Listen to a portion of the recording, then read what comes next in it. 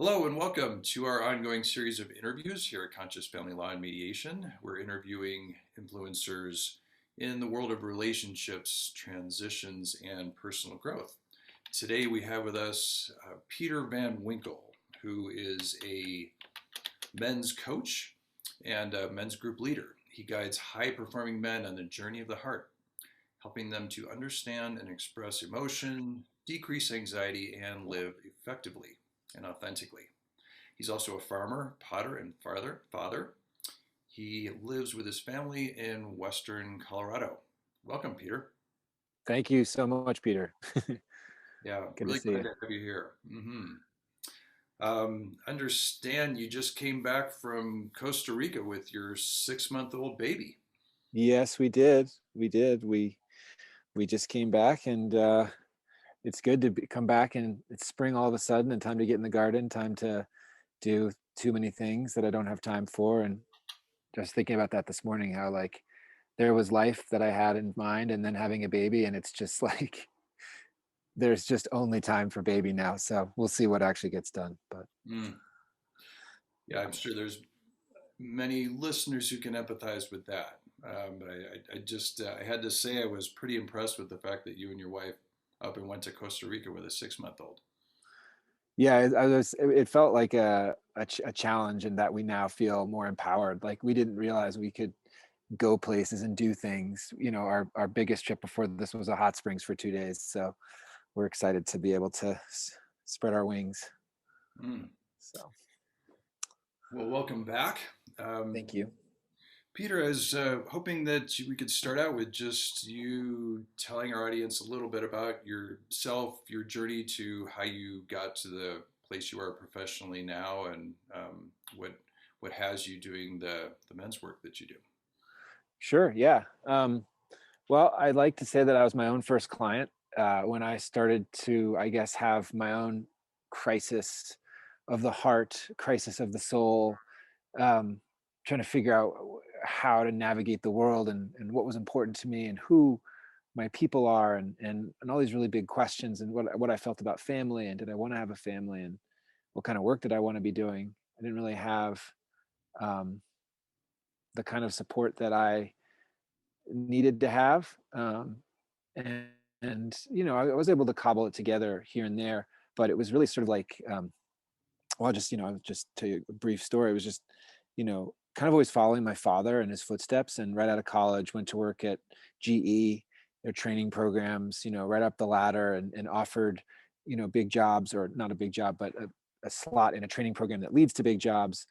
And had this crisis, quit, and ended up, you know, just kind of trying to make sense of that, and ended up landing at a startup company with some friends, and it was called Bare Naked Granola. We took that company coast to coast, and Whole Foods and all the different retailers, and got a taste of that. And then I actually ended up quitting before it got sold because I was still struggling with this nagging feeling of like I don't fit in this corporate life.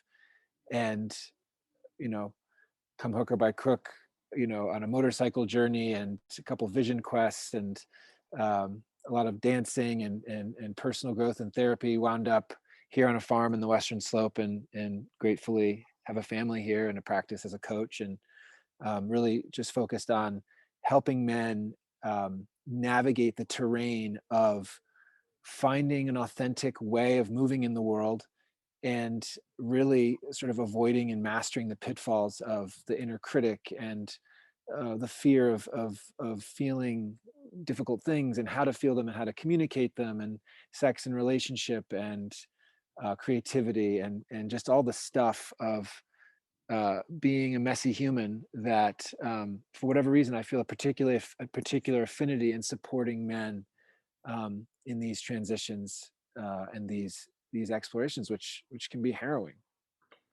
Mm. Indeed, yeah. Once again, I so many times I see examples of people teaching what they needed to learn. Um, Totally. Yeah, still learning, honestly.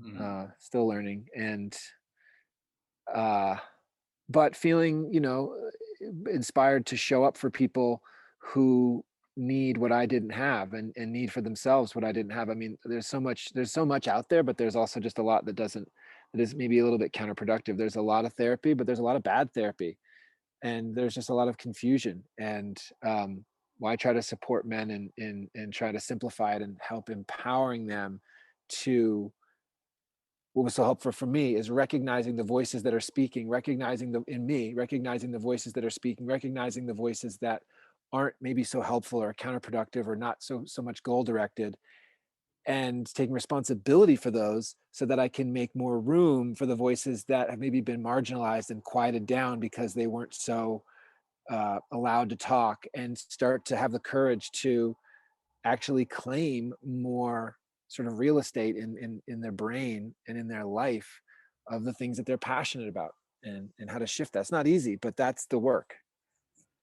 Why do you think that there's particular challenges that men face as opposed to women, or I guess those are the um, or I guess there's fluid gender people as well. But what particular challenges do you imagine men to face in this journey of finding oneself and finding one's way and being effective or showing up in the world? It's great. It's a great question. It's such a basic and like primary question, and you point to the more than binary gender piece, which is to me not sort of, it's not like it's the same conversation in a way, like, and I think part of the reason why men are having trouble, and why it's like the whole setup of this binary gender, and what you're going to do on the one side, what women are going to do, and what men are going to do on the other side, what benefits accrue to each side, and frankly how that sets up to support the sort of white capitalist structure, if I'm going to get like really philosophical. But that's just to bring it back to the essence of your question.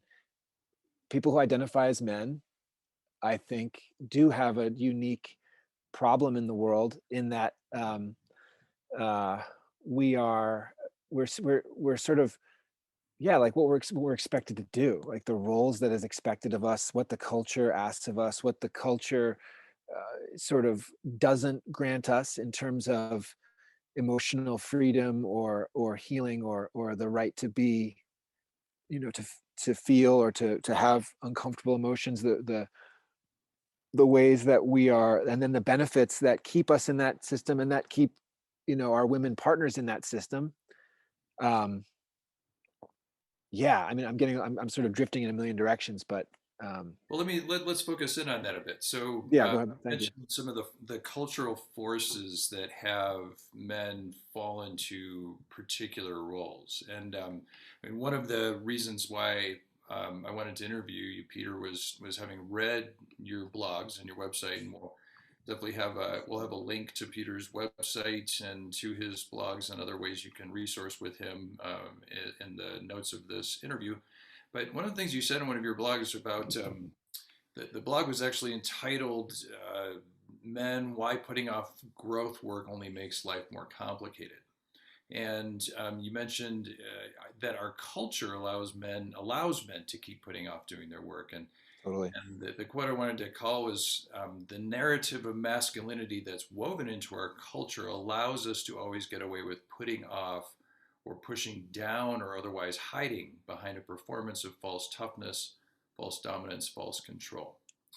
And can you just say a little bit more about that? How do we as men tend to be pulled by culture into taking on certain roles that end up, if we're not questioning them or at least moving around within and outside of them, limit our ability to be effective and to have fulfilling lives? I think that's a good question.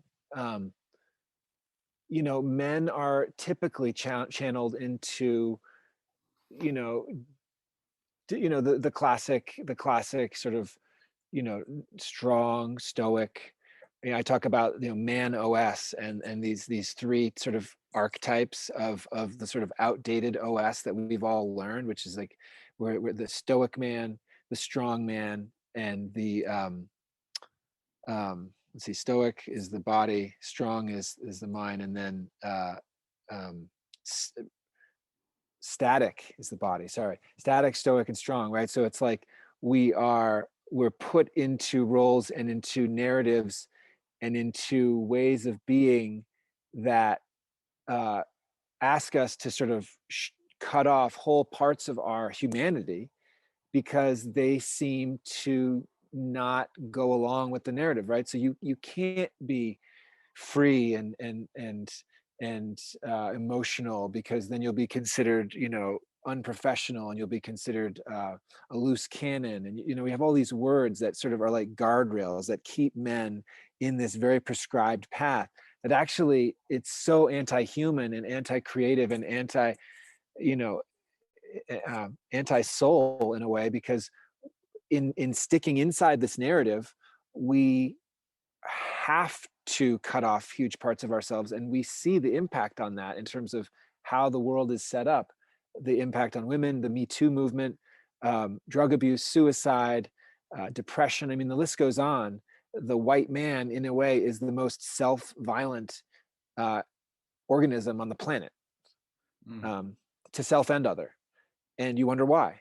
One wonders why. And I mean, I don't have the full story, but I think it has something to do with the ways we buy into a culture, almost as like unwitting conscripts in a project that we didn't start, but that once we get into it, we learn the rules, and then we're sort of encouraged and rewarded um, to pick up these roles, emphasize certain aspects of us, even fake certain aspects of ourselves, and ignore or repress or deny other aspects of ourselves that are inconvenient to that project. And what are the aspects of ourselves that you think we tend to suppress or ignore in Yeah, I order mean, to engage with the project you're talking about? I think anything that we would consider, I mean, you just look at the words that we use, girly or feminine or weak or soft, um, but even things like beautiful. But I can just list a few. Um, um, Ability to feel, ability to express emotion, ability to move through the world in a more fluid, embodied way, ability to surrender, ability to have intuition and to trust our body and our other knowings rather than our rational brains. Yeah, I mean, the ability to admire and praise what is beautiful, the ability to acknowledge what is other, what is different, and rather than sort of instantly oppose it or see it as a threat. This is an inherent, skill in feminine or feminine identified persons, that of gathering and creating consensus, right? That would be considered almost like a weakness in Mm. men, and discouraged, right? You're taught to sort of line up on the line of scrimmage and go at each other rather than other forms of engagement. And I mean, the list goes on and on and on. Okay. Yeah, and there's so many directions I want to go from what you're saying, but one of them I just want to call out is I believe you would say, and correct me if I'm wrong, that in each person, regardless of their gender, there are energies and types and archetypes that are typically defined as masculine, and also types that are typically defined as feminine. And in most people, there's a mix of the two, and in a probably a truly healthy person, there's a healthy mix. There may be a more of one than the other, and perhaps in a really truly healthy person, sometimes there's a greater amount of one energy showing up, and in other situations, there's a greater amount of another energy showing up. So that flexibility to bring the Nice. feminine and masculine energies. Would you agree with that? Totally. Yeah. I mean, do you want me to say more? Sure. I like the frame that John Wineland and David Data, and going back, Adi Da and others have used for this, which is just this concept of feminine, which I think of as, if I don't want to use the word feminine, I think of as like a following or opening or surrendering consciousness, a sensate consciousness, ability to follow the body, to sort of disappear and relax back into what is explorable and mysterious and manifest and bright and endlessly surprising. And then, and what masculine is more of a penetrating consciousness, which leads, which asserts, um, offers structure and adds structure, um, maybe, and that neither side sort of has the lock on gender, but but this interplay of consciousness is the dance that all of us is doing and all of creation is doing in any given moment, and that the ability to recognize that and align with one or the other depending on what the moment calls for is a path of mastery. Mm, well said. Yeah. Well, and I've heard said as well that that women uh, and women face many challenges as just a member of the feminine gender, as do transgender people, a whole another set of challenges. Um, and certainly they would have many of the challenges that might show up that we might talk about in this interview, that are particular to men. So I'm not, and I wouldn't imagine you would be trying to say that women don't have some of these same challenges. We just happen to be talking about men and some of their particular challenges in this interview. Yeah. Because, but the what I wanted to say is that women, it's I've heard said, had the opportunity through the feminist movement in the 60s, 70s, and beyond, and really ongoing. It's a never-ending thing, but to really challenge the the strong guardrails around the roles that they were being pushed into as women, and to bring in and to assert the masculine side of their personalities, which of course then brought many new challenges for women, including expectations that they be everything, that they be Right. have a great career and be a wonderful mom and a great mother and do everything with and have no boundaries around what they should be doing perfectly. But that aside, there's not been a concomitant and a similar, or at least as full of movement for men. I've heard this said. Would you agree with that, or what would you say about that? Yeah, I think the men have been the biggest barrier to both. Men are stubborn, and the world is kind of set up, you know, again, like we talked about, the the emotion piece, like I said, like the three ways men are: static, stoic, and strong. It doesn't lend itself to integrating new concepts and to sort of opening out into new ways and wondering new ways of being. And if they did, it's like, then what is there to lose? We talked about this before the call about, like, as men, we're penetrating the world and we're trying to, like, keep the world at bay.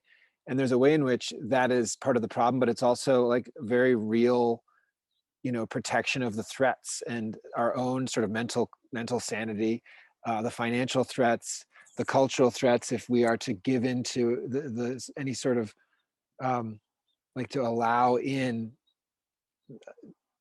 things to influence us or influence our family in a way that could really sort of threaten us and threaten our lives. So getting a little lost here. I'm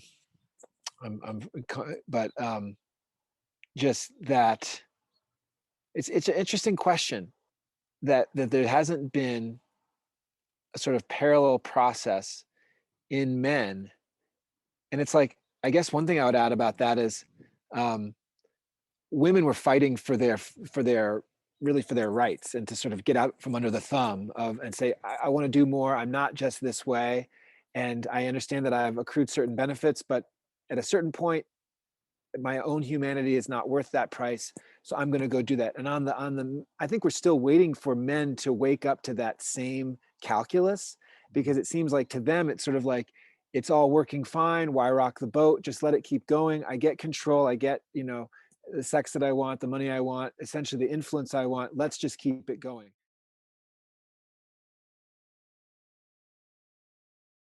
And men can also notice that, as you've mentioned, men in particular, um, you mentioned white men have a very high rate of alcoholism, of depression, of suicide, of anxiety.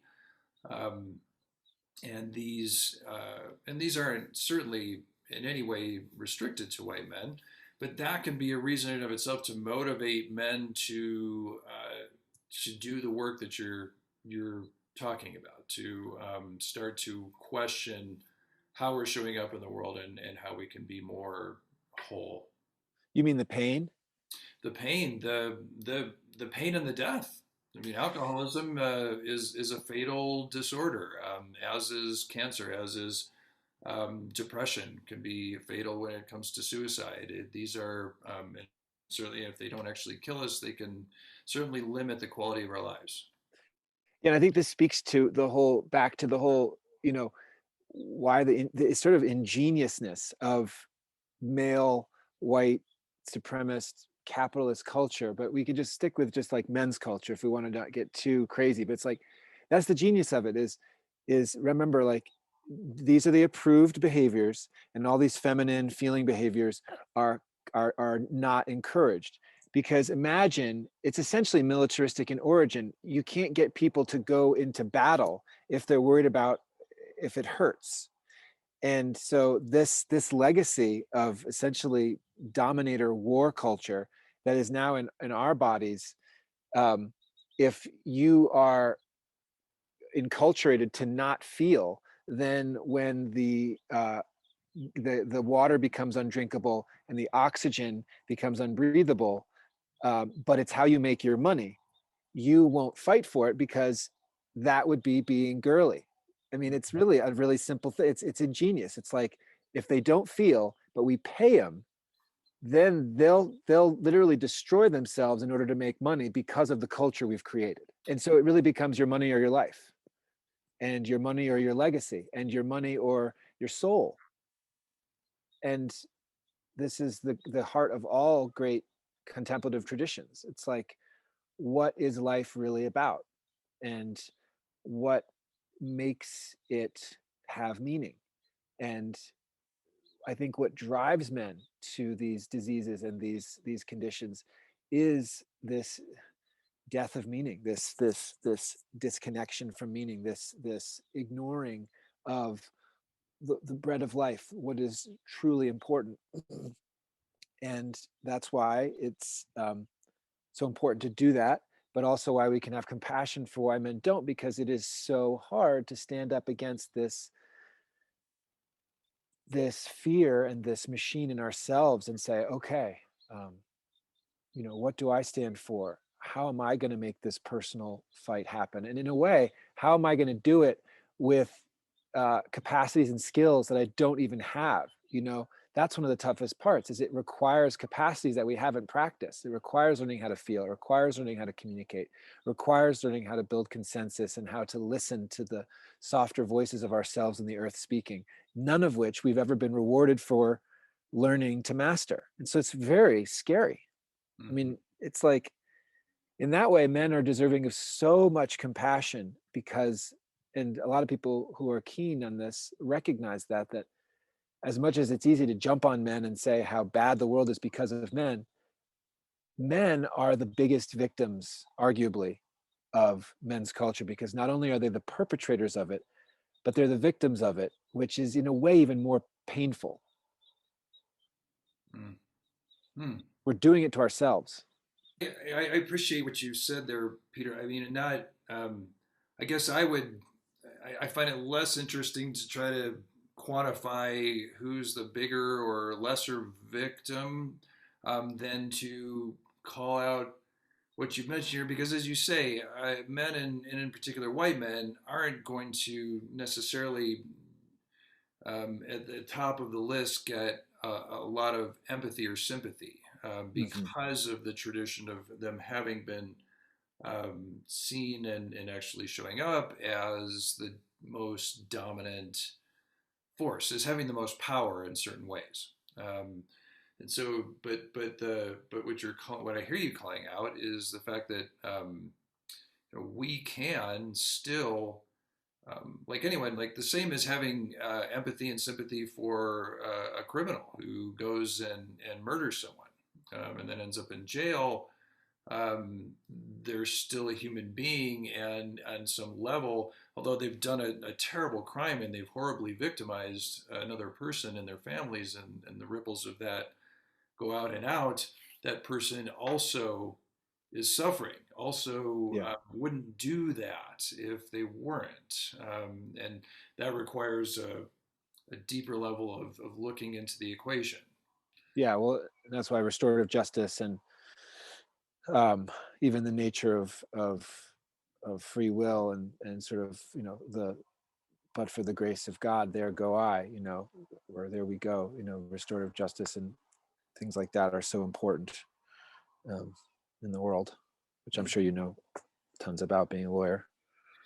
Yeah, I want to mention um, this piece you said about you mentioned the word victim, and that's a big word that I see showing up. I'm gonna just reveal something personally about that. I as a man was we could say victimized as a child. Some tragic things happened in my family. Had some alcoholism in my parents. My mother committed suicide when I was young. There was a break in our family. There was a lot of abandonment. Um, and so I experienced, I was victimized as a child.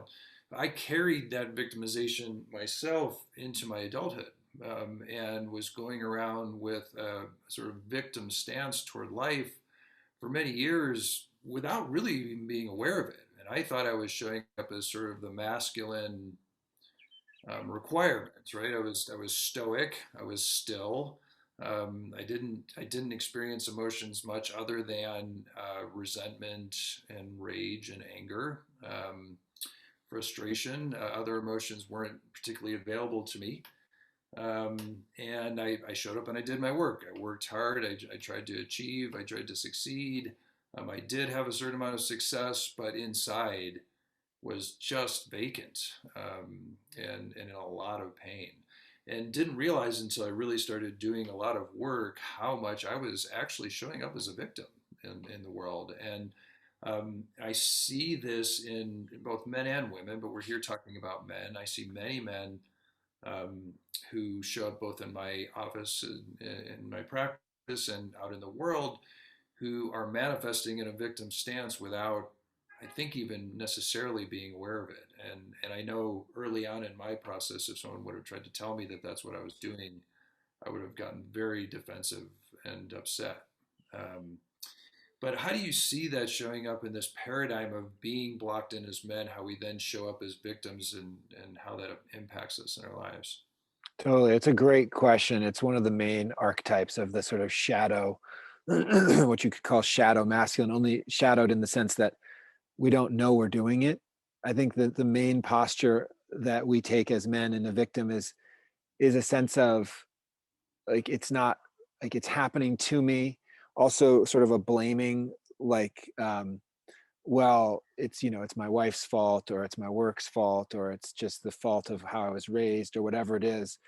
And a person doesn't have to be actively, you could actually ask someone who's in that sort of posture if they're being a victim, and they would say, no, of course not, I'm not being a victim. Like I'm determined to not be a victim, and yet they still have this kind of sense of viewing being put upon by life.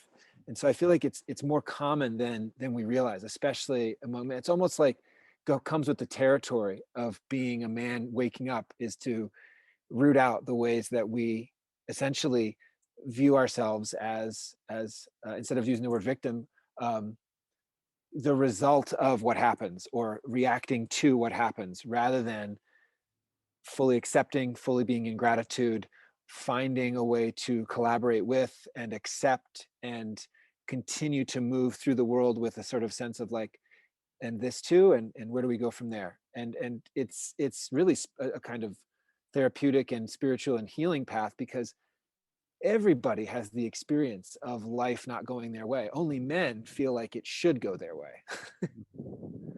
Hmm. Yeah, and what I mean in that, um, two things from my personal experience that occurs around that. When I was showing up in that posture, particularly when I wasn't even aware of it and would have been extremely angry at anyone who wanted to try to accuse me of that, and did get angry when I was accused of that. It was a miserable sort of state of existence. So this sense of I need to control everything. I can control everything. And yet, when things don't go my way, then I'm just a victim of a cruel world and have no real response to that available to me other than to just double down on the attempt to control or at the same time just feel resentful um, Hmm. and frustrated. And that was a lot of my experience. And frankly, the other big aspect of the experience is that I discovered that there was a heck of a lot in the world that was way beyond my control. Mm. And so, combined all that together, it was a fairly miserable space to be. Moving out of that, acknowledging this part of me that was showing up as a victim. First, actually embracing it, like acknowledging that yes, I was victimized at times in my life, and then I'm now carrying this sort of persona without having embraced it. It's in the shadow. And I actually want to talk about shadow work with you because you mentioned that as well. Bringing it out of the shadow, embracing it, noticing how it was running my life, and then stepping into a place of acknowledging that I'm in the world.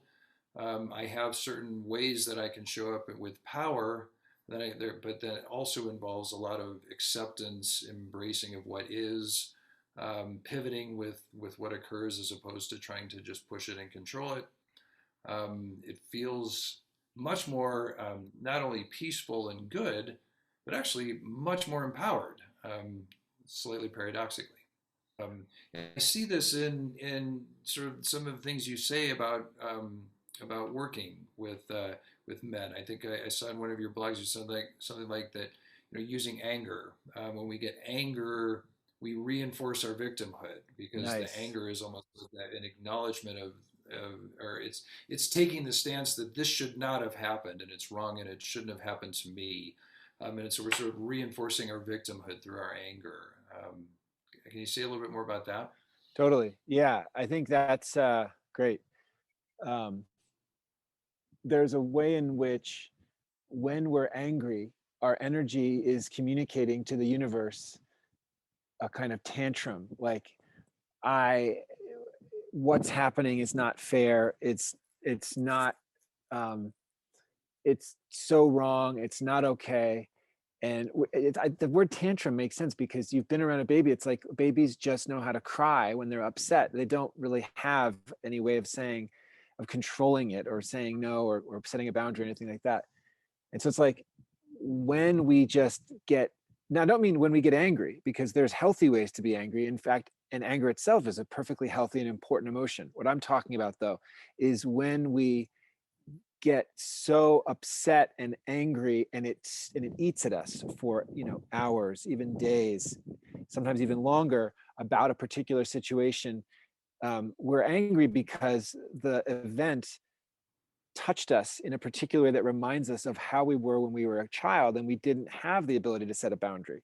And so we're recapitulating it in our minds again and again, but in, we have an opportunity in that situation to recognize our anger, learn to move it through us, recognize that the anger itself is a beautiful manifestation of our own humanity asserting itself and saying, not okay, but that we have a responsibility to not identify with the anger or the violation as being fact, but gathering ourselves, allowing the anger to move through, set a boundary if necessary. Because when we don't do that, we're really disempowered. And the message that our body gets is, no one's going to stand up for me. It's just like it's always been. Why does this always happen to me? And unfair, you know. Mm. Yeah, there's so much to unpack in what you just said, Peter, and I really appreciate it. So, what I'm hearing you say, and how anger has occurred to me, healthy anger, which I agree with you. Anger is not always. There's a healthy expression of anger, right? Anger in its healthy form is a boundary setting emotion. It occurs when a boundary needs to be set, Yes. in a healthy form, or in an unhealthy form, right?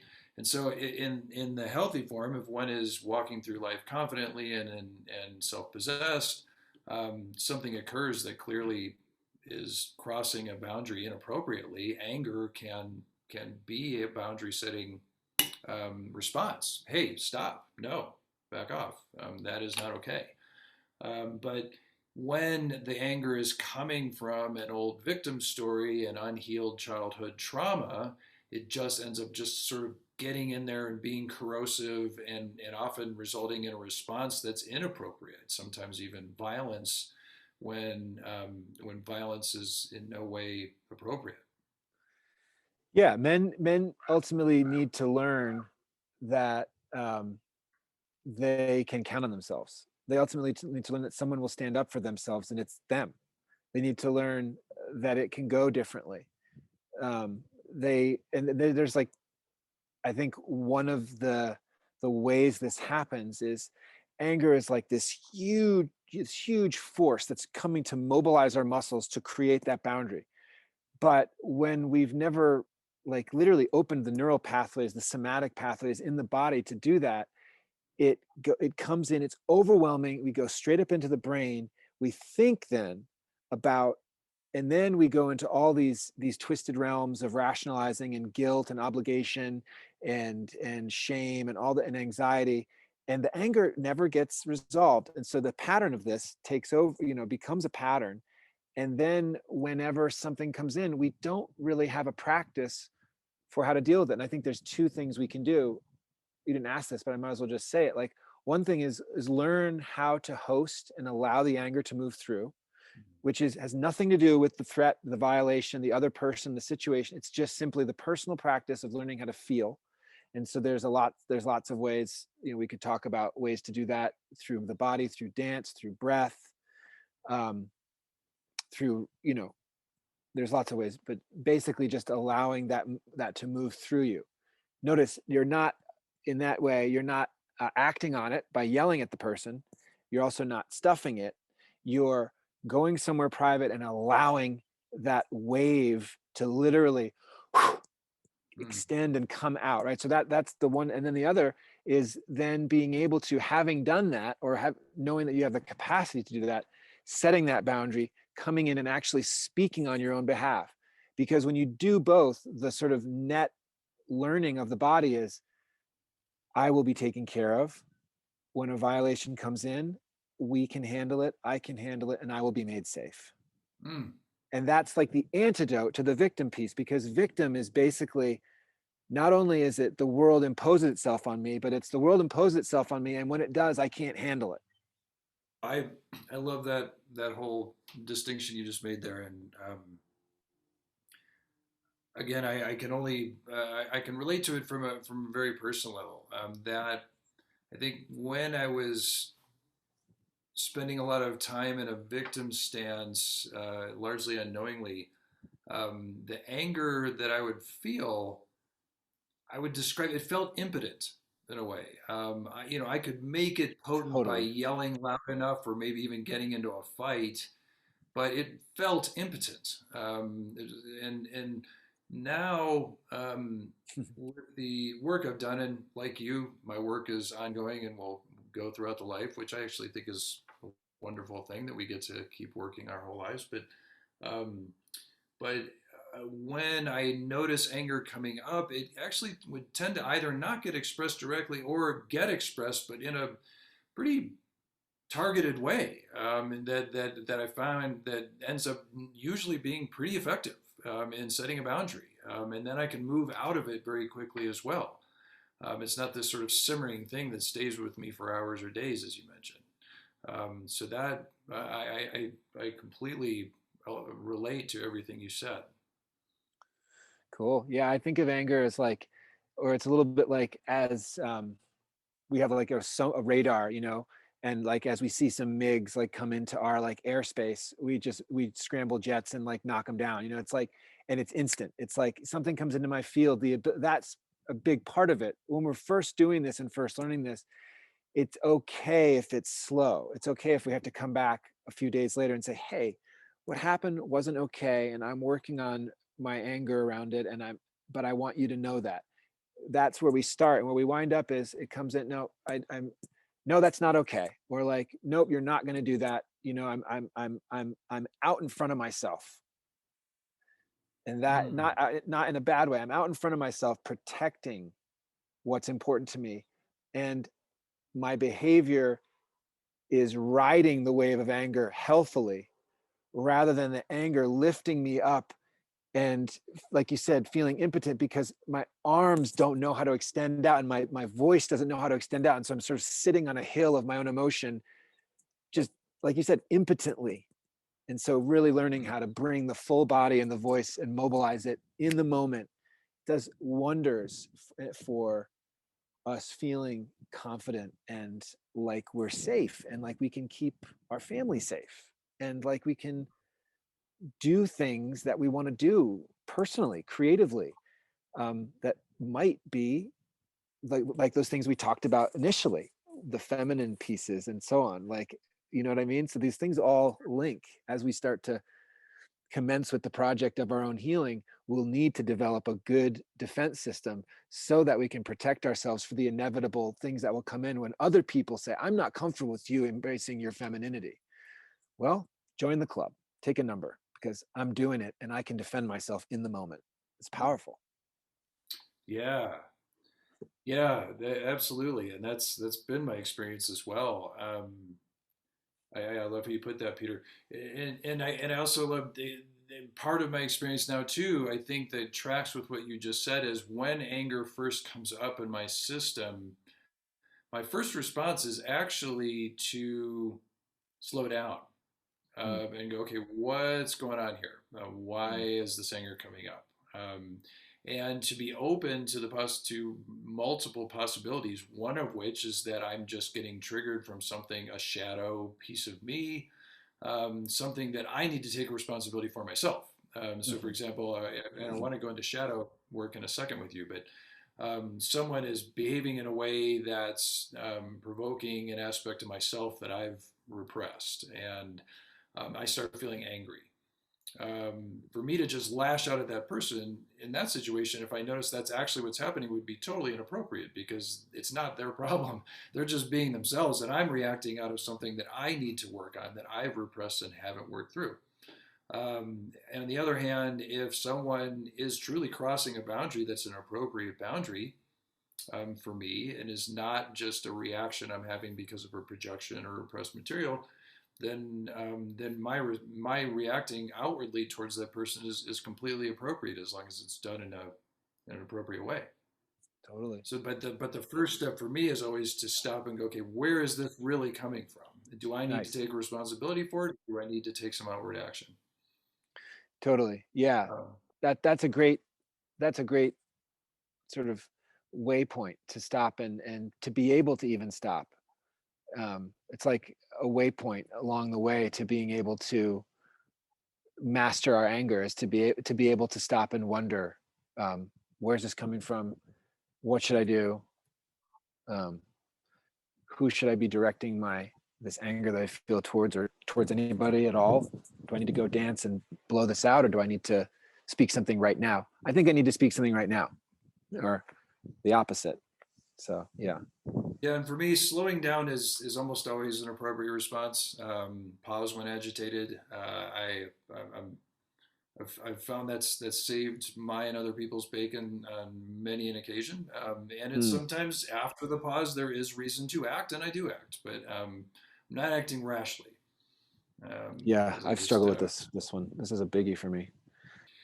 yeah. And so Peter, actually, that feels like a good transition into shadow work. One of the blogs I read of yours talked about shadow work, and um, I just it's a big aspect of the work I'm doing now, and I find it to be incredibly powerful. And I think it can benefit men, women. You have it, but in terms of your work with men, can you say a little bit about what shadow work is and why it's important?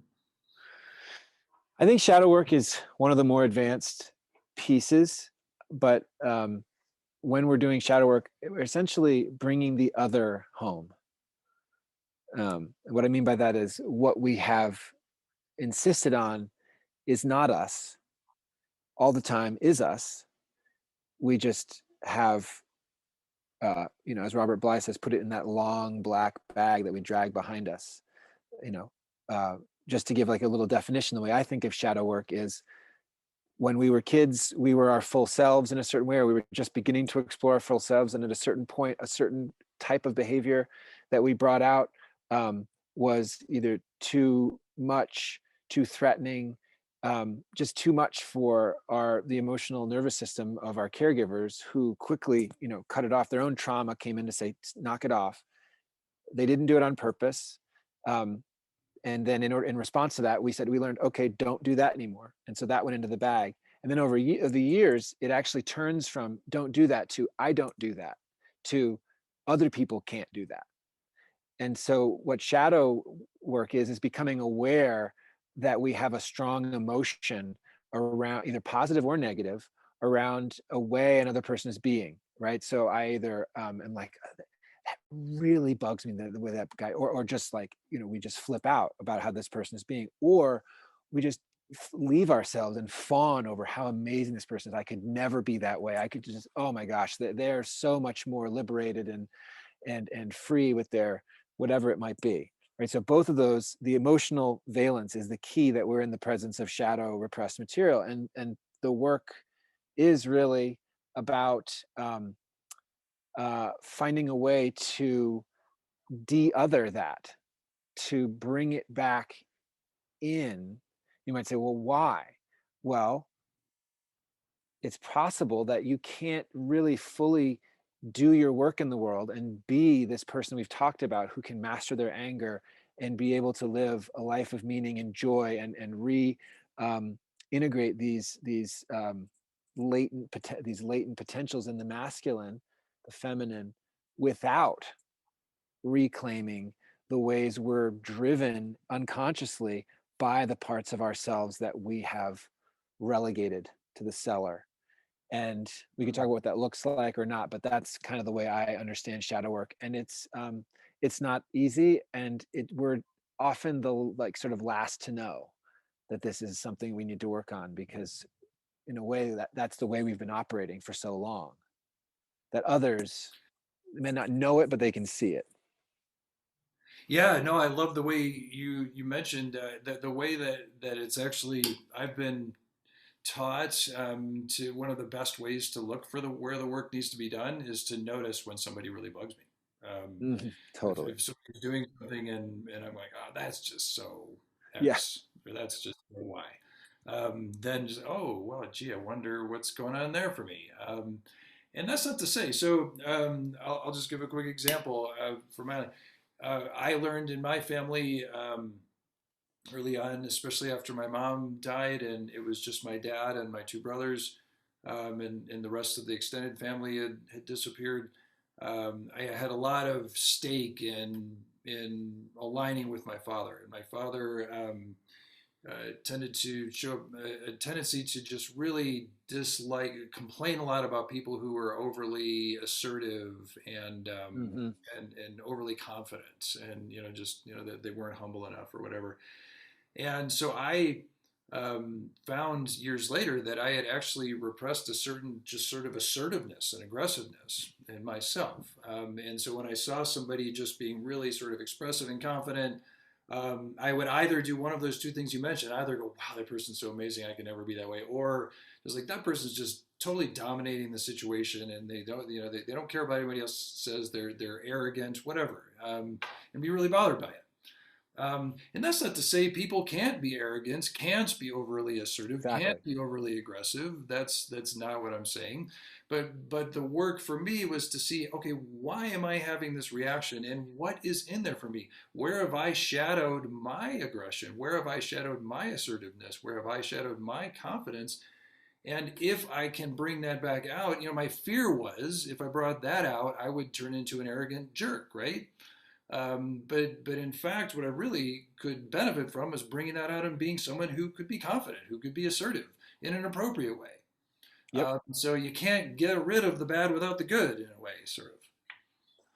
Right. Well, yeah, I mean, it turns out, and you noticed in your own experience, that there's almost a way in which the positive and the negative are the same. It's just they show up differently, and for whatever reason we show up.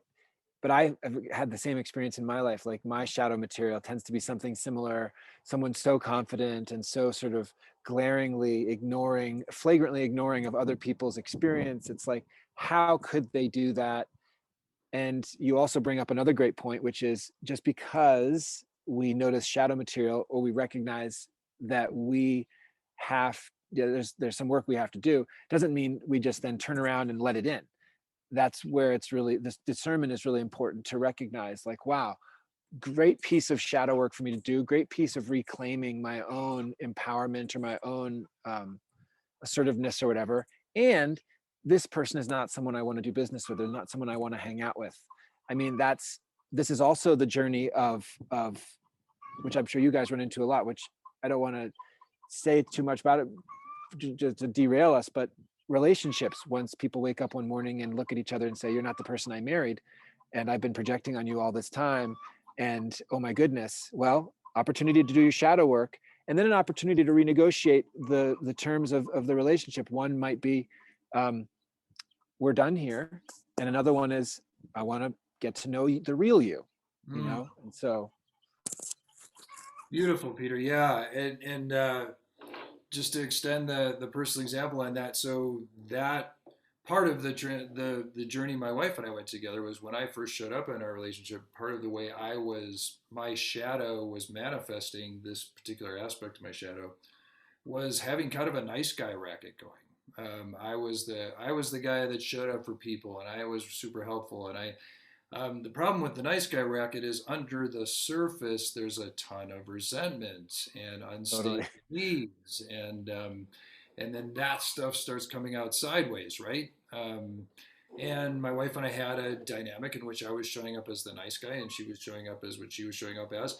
And when I realized this was going on in myself, and started to address that, and to start working with the nice guy racket, and the transition out of the nice guy racket isn't transitioning into a jerk racket. You Right. could do that, I suppose, but it's not what I wanted to do. It's actually a transition out of a nice guy racket into an authentic me. Like, who am I Yes. actually, and how do I show up as me?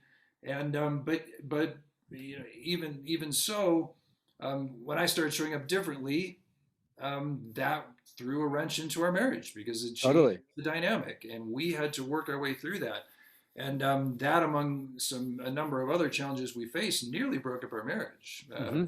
at times. But we happened to be one couple who it made sense for us to work through it, and our marriage now is way better than it was back then. It's just it's at a level where I never could have imagined a marriage to be. And I don't say that to brag. I say that to say that that's one of the possible outcomes of doing this kind of work. Totally.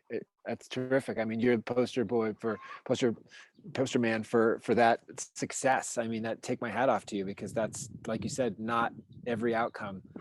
And there are some times when it's not people's fault that they can't make it work, which I hear you implying. Yeah, I mean, it also speaks to the risk of doing this work, right, Peter, that you're asking people to do, that we're Yeah. asking people to do. There's a huge benefit and reward if it's done, but there are also risks, and there's also prices to pay. I mean, it wasn't easy, and it could have resulted in the end of my marriage. Um, but that doesn't, if that's, to me, ultimately where I am now, I can look back on that and say that's a price I would have been willing to pay. And I've seen other men where they have actually ended up having to end their marriages, and they've had that same conclusion. It was worthwhile to become an authentic person. Yeah. I don't ask men or anybody to do this, if, to sort of like sacrifice or risk their lives for this sort of vaunted goal of like an authentic life. What I notice, though, is men who reach out to me if they've reached out to me, they've probably already decided that it's worth it. They've done that math and they've realized this is not working. I don't want to do that again. That was so painful. I don't really know what the alternative is. And still grudgingly, okay. And then at that point, it becomes about, you know, finding ways to be supported so that once we get on the road, on the path, that we don't sort of screw it up and short circuit it and do half of it and then try to run out, because it does get scary and the monsters get big, and it's so helpful to have people who can support us and love us and tell us we're not crazy, because I do think that there's a way in which nature wants us to shed our projections and bring more of our shadow material and our or failing, we're not even using that, like ourselves into the world, and that is by itself so worth it. And the road between here and there is, um it's like Rumi said, your task is not to seek love, your task is to seek all the ways you've built up walls to protect yourself from love, and that's the road. So, Peter, how would you advise a man to do that calculation? How, I mean, for myself personally, I was just in so much pain. I needed to do something. I wasn't willing to live the way I was anymore, and so the decision kind of made itself for me. I could have either just gone into deep levels of suffering and numbing myself out, which was actually one of the ways I dealt with it for many years, was to try to numb myself in various ways. Um, but how, it became sort of obvious for me at some point, but that I needed to do the work. But how would you advise a man who comes to you, um, you know, there's risks to doing this. How do I know I should undertake this challenging journey? Well, I guess I talk about the soul, and the way I think of the soul is just like the life force, the core, um, stillness, the still small voice. And sometimes, you know, and I also think of parts. So a lot of times what'll happen is, I don't know if the person has made the decision to go all the way, but a part of them has said, I can't do that anymore. Mm. But they've still got other parts that say, ooh, that looks good, right? So it's almost like the part of them that says, I don't want to get into another relationship like that. But that's not the same as the part that got them into that relationship in the first place and is already looking for the next one. It's a little bit like a drug addict, like saying like, ooh, I never want to do drugs again. And then the next weekend being like, ooh, I really want to do, and I don't say that to be judgmental. I mean, I think all of us has a relationship that's a little bit like drugs to um the the pattern. I mean, to love, let's just face it, like when we see the image of the one, and that is like we're transfixed. I mean, it's the only religion left, right? Is love. I mean, it's all the movies. So what I want to say is like, so someone will come and they'll say, I can't do that again, I need help. But there's not a full awareness of all the parts speaking. And so instead of asking them a question or giving them a worksheet to what we have to do is we have to, over some period of time, this is the work, becoming aware of who are all the parts talking, and then learning to take responsibility. Because what people want to do is they want to get the pain to go away, and they want to go back and have their cake and eat it too. I mean, all of us are like that in a certain way. Like we could, if we would, if we could. Mm. Um, and in a way, I hate to keep using the addiction metaphor, but it's apt. It's like in some ways we need to hit bottom. I think that sometimes though, oftentimes I'll say, men, especially if they're high functioning and they're really earnest in their desire to get better, they'll come in with a sense of like, um, okay, I know I'm up. They know who they're dealing with. We have seen the enemy and he is us, right? Like, I know who I'm dealing with. I know myself. I know that I will say that I want this, but then once the pain is gone, I'll go and I'll do this. And I'm willing to feel that. Somebody once gave that metaphor of, it's like life is like a bowling lane, except instead of gutters, you've got two electric fences. And a lot of us go bouncing from electric fence to electric fence because it's like, ouch, ouch, ouch. And what we have to learn to do is like go into the electric fence and just stay there and let it burn until we sort of come off of it and move into the middle and learn how to regulate. And this is a process of emotional regulation, shadow work, um, uh, becoming aware of all of us who's talking, taking responsibility for that, moving out of the victim. I mean, you've done a really great job of basically curating a tour through the male psyche with your questions. But when the going gets tough, not to say, oh, the world is doing this to me, but to actually recognize there I am again as the victim. And ultimately, where all of that leads is somebody who can sort of gather up the fullness in terms of awareness of who is talking and who tends to talk. It isn't that you have to master them all, but just to be able to become aware means that you can then sit back and say, like you said, and what is my authentic next step? And what is my authentic next step? And that's all it is. I mean, Socrates said the unexamined life is not worth living. That's what we're asking men to do. And that's what men want to do is lead and examine. Well, men want belonging and they want meaning and they want joy and they want connection. The road is an examined life. Mm, nicely said. Um, is there any other areas that we haven't covered that you'd want to talk about with your men's work today, Peter? Very broad question, but I just wanted to know if there's anything else you wanted to bring forth. I mean, I mean, we covered it, but I mean, like, the importance of the body. It's like for men that are listening to this, it's like, it can seem like it's a lot, but it's, just get in your body, um, get into the earth. The body is the earth, but get into the garden or go outside, go for a walk. But it's like life is actually quite simple. This may seem like a complicated set of things, but it's actually, I think we have an inherent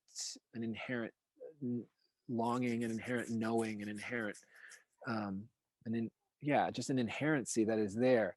And yeah, it's like we haven't done a very good job, I guess, of making this not seem like an attractive path. And so what I want to say is it is actually a path of true joy, true connection, true belonging, and like you don't have to fight anymore. Yeah, I couldn't agree more, Peter. I mean, I just speaking from my own experience, that's absolutely been what it's been. When before I really started taking on this kind of work in earnest, my life was a shadow, a fraction of how I experience it now. What's the main result? There were some challenges, there were some difficulties, there was some fear I had to face, a lot of things like that. But the result has been more joy, more feeling of empowerment, more variety in my life, more love, more connection, less anxiety, less fear, less pain.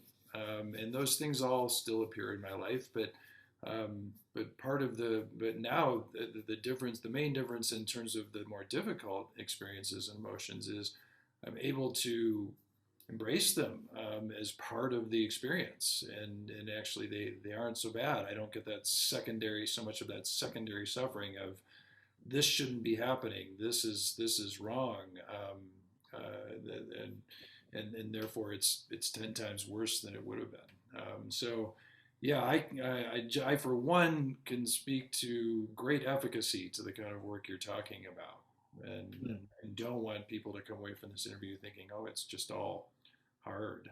It's the rewards are unbelievable. Well, and just to say on a personal level, this has been one of the longer conversations you and I have ever had, even though we've known each other for a few years. And I will say, like, I'm genuine. I'm just, yeah, a lot of respect for you and and hearing your story and hearing how you've shown up in your life and sort of like where you've come from, so to speak. And just want to say that, like, take my hat off to you and say, yeah, really respect you and what you've been able to do. Well, oh, thank you, Peter. I mean, I think over the course of you and I knowing each other, you've I think probably without being really close to as it was occurring, but still got to see a lot of transformation happening in me. Mm.